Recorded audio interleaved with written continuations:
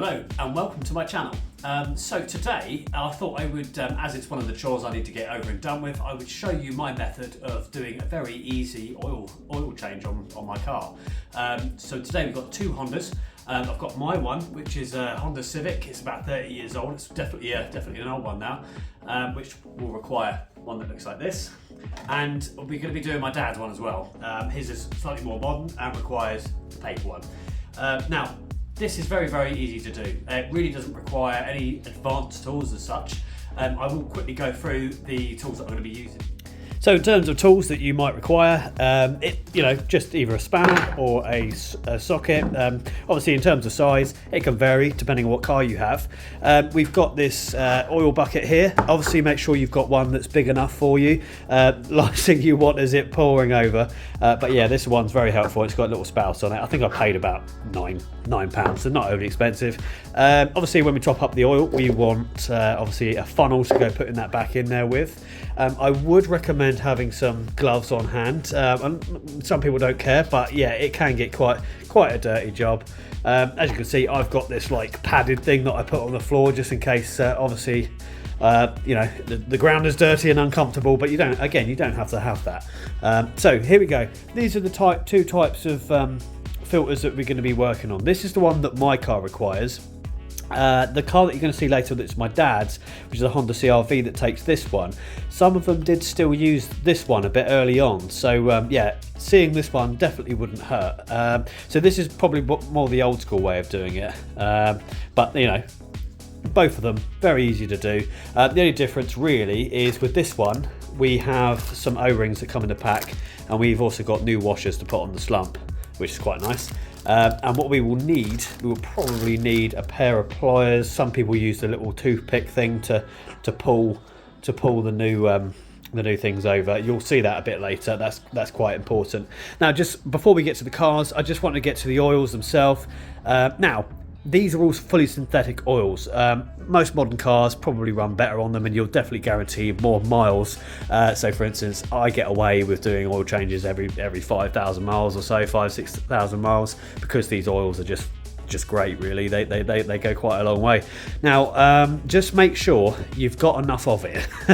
I have had issues in the past where obviously you can buy the smaller ones that are about this, obviously to save money, and then obviously when you come to doing your oil change, you don't have enough. So just make sure you've got a decent amount to put back in, and obviously if you've got a bit left over, it's quite good for doing little oil top-ups as and when required. It's definitely not going to hurt. So without further ado, let's get to my Honda Civic. We'll get that in, and yeah, we'll show you how to do an oil change. Hope you enjoy.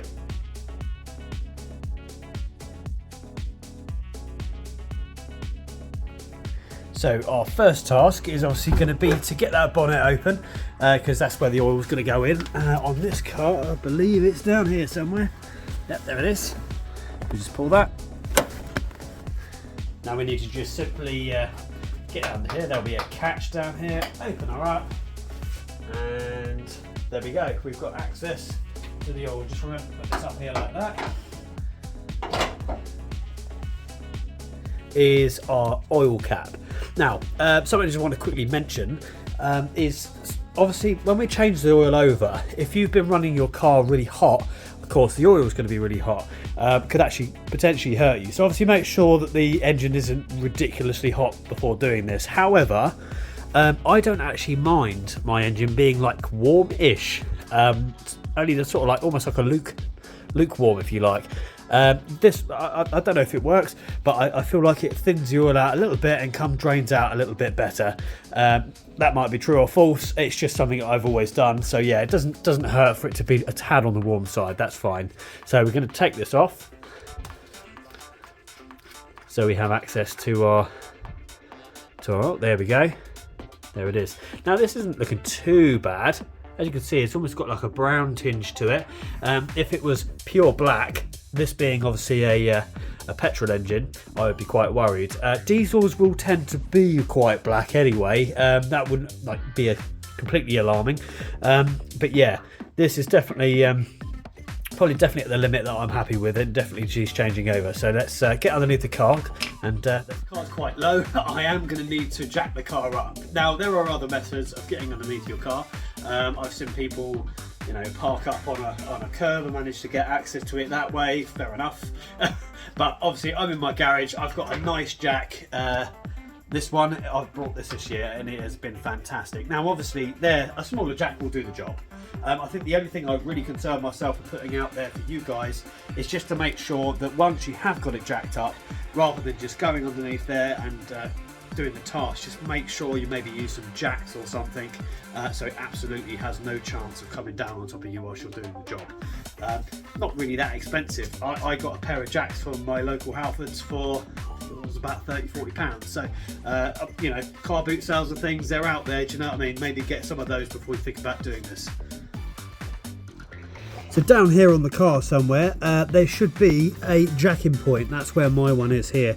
It runs along the main seal of the car. So we are going to put the jack up against that to pump her up in the air. Something probably worth doing before you jack up is just make sure that you've chopped the wheels with something. You don't have to use these, you could use a bit of wood or something would be fine. But yeah, I just pop these underneath the back wheels, that way the car won't come back on itself. Just like so.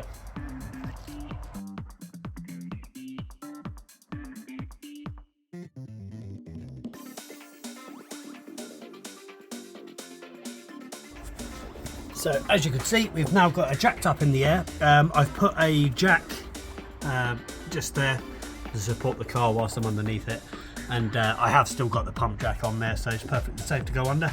So this is the fun part. So I think it's going to be a 17. So yeah, this is where it's located. Hopefully this spanner will fit straight on. Is it a 17? Yes it is, it's a 17, just as I suspected. So what we're going to do is obviously make sure that this tub is underneath there to catch all this oil, and then let it drain out. Now what I have done is I've released the cap on the top under the engine bay so that there's no airlocks in there. Try one of these. Might be a bit easier. There we go. So yeah, that was actually nipped on there a bit too hard. If it was much worse than that, I might think of maybe extending this using a breaker bar or potentially using a better willy. But here we go. So now we can start to undo it. Do it nice and slowly, because obviously once it starts, it's going to gush out everywhere. Here we go.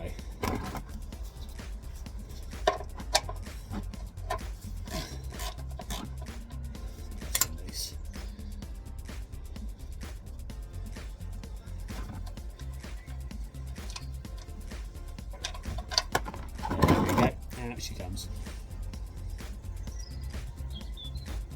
My sometimes tricky task of taking out the oil filter.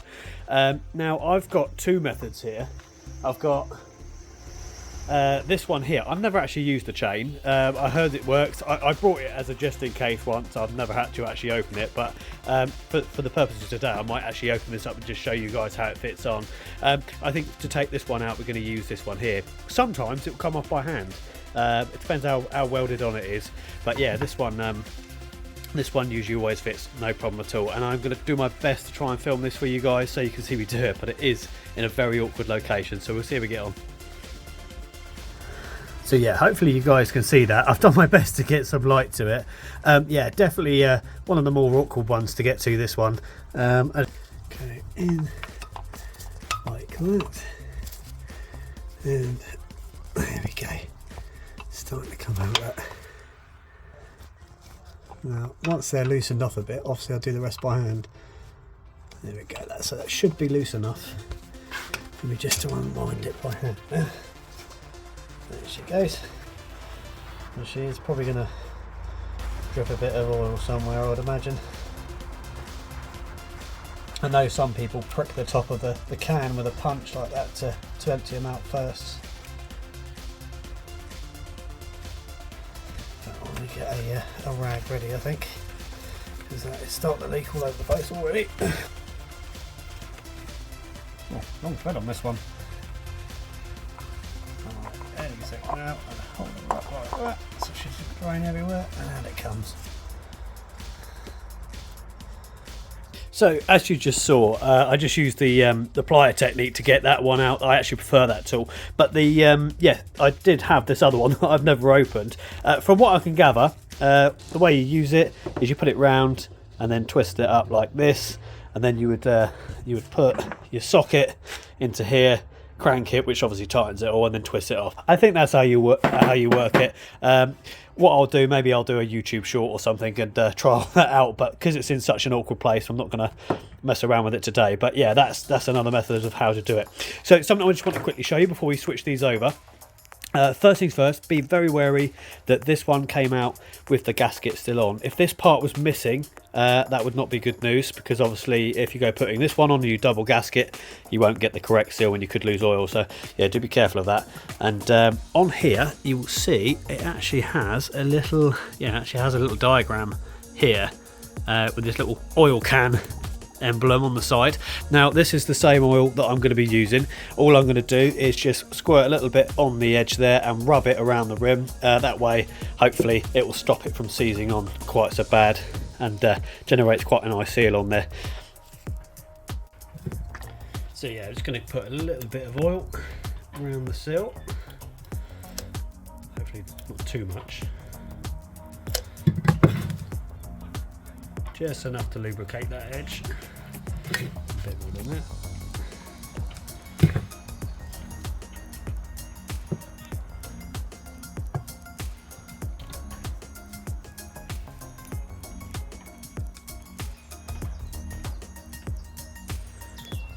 Lovely job. Right, now let's go stick this back in the car.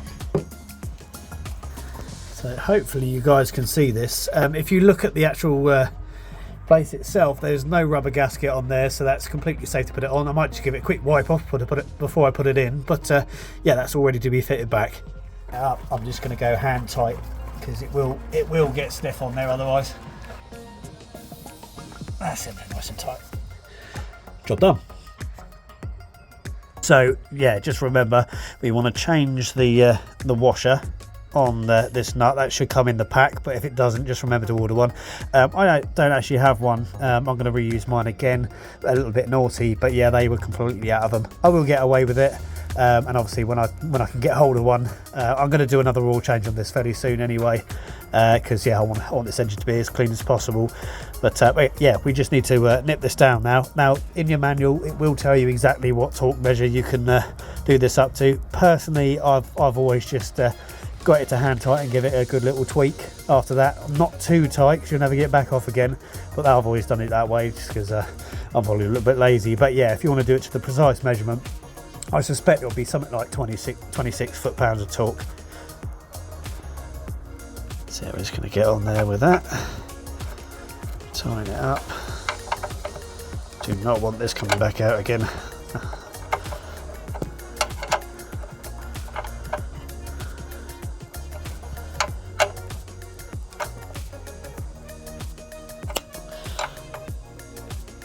So there we go, that's sort of hand tight, and I'm just going to give it a little bit of a push, but not over tighten it.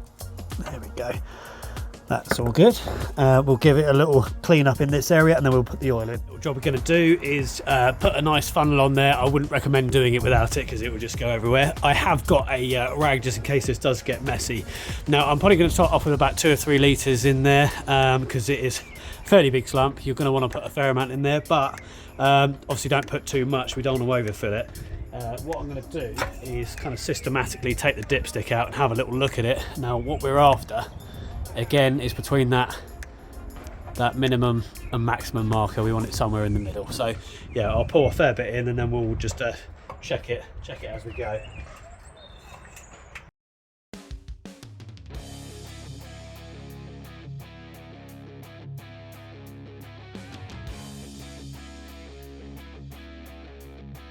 Gonna have a little dipstick check. Let's take it out, see if it's started. So it's not even showing yet. So yeah, we're gonna pour quite a bit more in there. I don't know how well you guys can see that at all, but we are between the 2 dots there.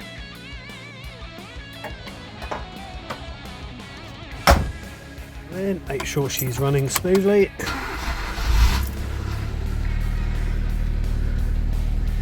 No oil lights up on the dash, that's good.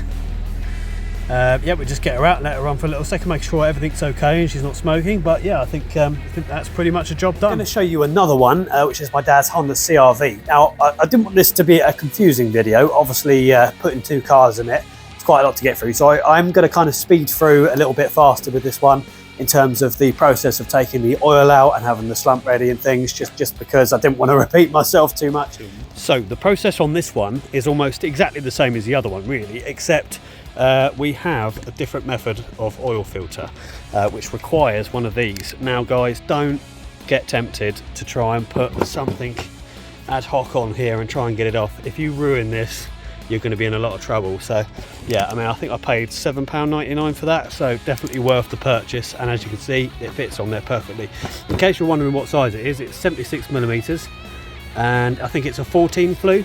And this should take this off quite nicely, and basically the paper filter fits inside there, and we just need to take the old one out, put the new one in. As last time, we've taken off the cap at the top here. Now that's important. I would recommend taking that off before taking your slump plug out, that way you won't get any airlocks. Again, almost exactly the same thing. It's also a 17mm on this one as well, which is nice and helpful. And as you can see on here, it actually has a little arrow pointing towards it. So same again, we're just going to undo this nut here and let her drain out for a while. I've been sensible and put a bit of card down because we're on the road, just in case we do have a bit of overspill. And you should have oh, there is one. There we go. That's the O-ring that we've got to replace. So what we're going to do is take this out, okay? And what we need to do, we need to replace the paper filter. As you can see, that one's all done. And we've got two, well, we should have a couple of O-rings to fit on here. We should have one in the centre, that one, God, they've gone ever so brittle. One at the top and one at the bottom. And the kit that it comes with will hopefully supply that, along with hopefully a new slump plug washer as well. So this is the new one. So if we'd compare it against the old one, look, this one's obviously a lot nicer. The kit should come with 3 little O-rings on there, and this is why I said it might be necessary to have a pair of pliers or something just to pull the old ones off and put the new ones on. 1, 2, and 3. So yeah, if you just so we're going to take off that one, if it'll come off. Okay, there's one. Now what you don't want to do is get them confused, so obviously once you're done with that one, maybe chuck it in the box or something, get rid of it. Let's have the middle one.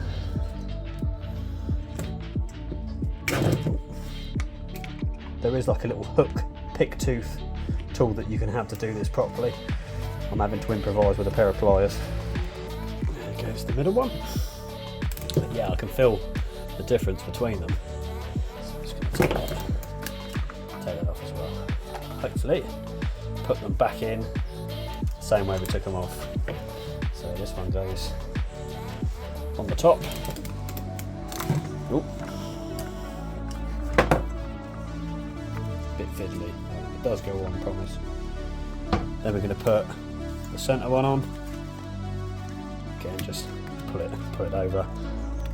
They're certainly going on a lot easier than they came off. There we go. There's the top one. And then we've got this one here.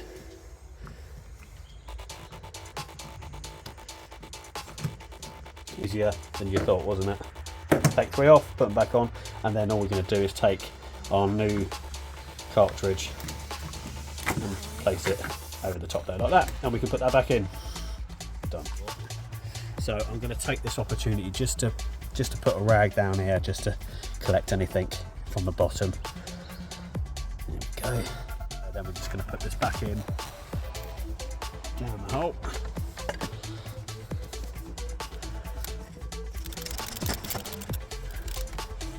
Hand tight, if you will. There you go. Did you see that then? It just suddenly stopped. So I would just do that tiny little nip, that's enough.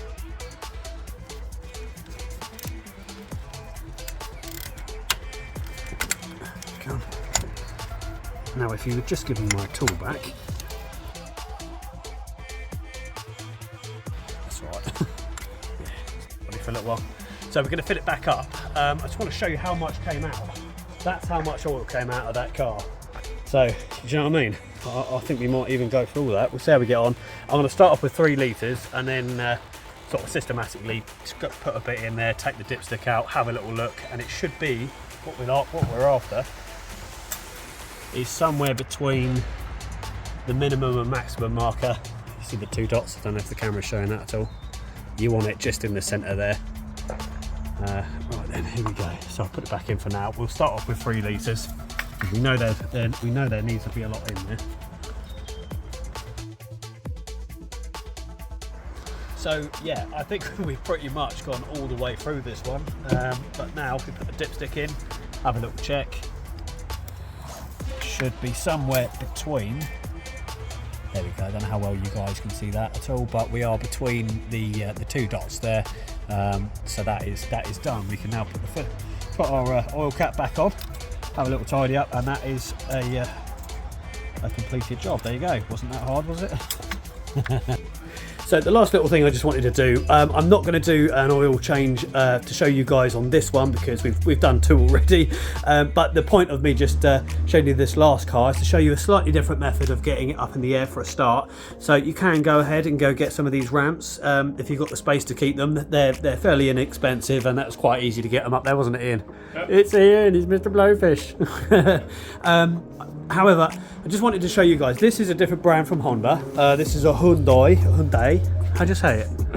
How'd you say it? I can never, apparently I always say it wrong. It's Hyundai, whatever you want to like. Now, before with my dad's, as you saw, we needed a special tool to take it off. This again is another modern engine. For this one, it's a socket that takes it off. It's just a 27mm socket. So this is what I'm saying, you know, they're all fairly easy. They'll just have a specific method of how you take it off. So again, this one takes a cartridge. Once you take that cap off, there'll be that paper filter inside there, and you change it over exactly the same. So I just wanted to mention that in case you guys have got Renaults or Citroens or something out there. Most cars will have their specific way of doing it, but none of them are very hard. So yeah, we're going to drop this last oil, and then I'll say goodbye to you. Completed your job. You should have an empty bottle after filling it up, which is quite helpful because now you can fill this back up with the old oil, take it down to your local dump. Most places do take engine oil. Usually it's a big black bin that you just pour it into. Last little thing, I just wanted to show you some specimens. Okay, so this is what our oil should look like. Now that's some of the oil that we've put into the engine. As you can see, you know, it's nice and clear, nice and thick, and this would be doing a really good job of lubricating the engine parts as they go around. And down here, come this way, as you can see, this is what's come out. Now, you know, oils do tend to go black. Doesn't necessarily mean that they're, you know, not doing their job of lubricating the engine, but as you can see, it's got really thin, and this is definitely its time. Thin, black and nasty. And yeah, this was definitely time to get rid of this oil. It's definitely no longer doing a very nice job in that engine. I think if you'd have left it past this point here, you may start to have problems with things going wrong. The worst thing you have is sludge. If you start to get sludge, and yes, absolutely, you're in trouble. But yeah, hopefully our engine now full of nice new oil will do a nice job for about 5,000–6,000 miles now. With the Honda Civic will get away with slightly less because it's only part synthetic. I tend to do that a bit more regular, between 4,000 to 5,000. But yeah, whatever your guidance is, try to keep up with your oil changes because it will make a massive difference to how your car runs. So I hope that's been useful information for you guys today. Yeah, Ian just asked me a question about actually the engine flushing. Now, I know that's an option. People put these tins into their engines to make them super clean. All I would say about that is just be careful. Do your research on them. I personally stay away from them only because some people have said, look, if there is crud that's built round in the engine, if they do release and then get stuck in an oil jet, that could potentially cause a really nasty problem. Most modern oils do have detergents and stuff in them, so they will be naturally cleaning them. You can see this one here. You know, as you can see, it's sort of boasting that it cleans the engine as it goes. So as long as you're doing a regular regular oil changes, you'll probably find that will just do it on its own. You might not have to go as far as drastically putting a tin of that in. However, some mechanics might come on and challenge me about that. That's fine. I'm not actually a mechanic. I am a mechanish, aren't I, Ian? Yep. A petrol head, if you will, a spirited amateur. But this is how I've always done my oil changes, and I tend to do them. You know, I keep up with them. I'm very aware of them. It's such a sad thing not to keep up with them. The amount of work this car does. Do you know what I mean? The least thing you can do is to keep good oil in them. If you keep these cars full of nice oil, these engines tend to just run forever, especially the Japanese ones. Suzuki, yeah. Anyway, that's it from me, guys. If you did like that video, please give us a thumbs up, and if you haven't subscribed yet, please subscribe to the channel. It definitely supports me. And if you click that bell icon, it will give you a notification for when new episodes are coming up. And I think next weekend we're back to restoring my Austin, like this channel should be. But yeah, hopefully it's become nice the last couple of weekends to break away from doing just the Austin restore. As you can see, I do have to do my own chores as well on my other cars. I've got a motorbike as well, so I will be including them in parts of my channel. But yeah, well, I think we've got episode 2 of the dashboard, yeah, because we started something last week which we really need to finish. But anyway, that's it for me now, guys. Bye bye, and yeah, I hope that was helpful. Whoop.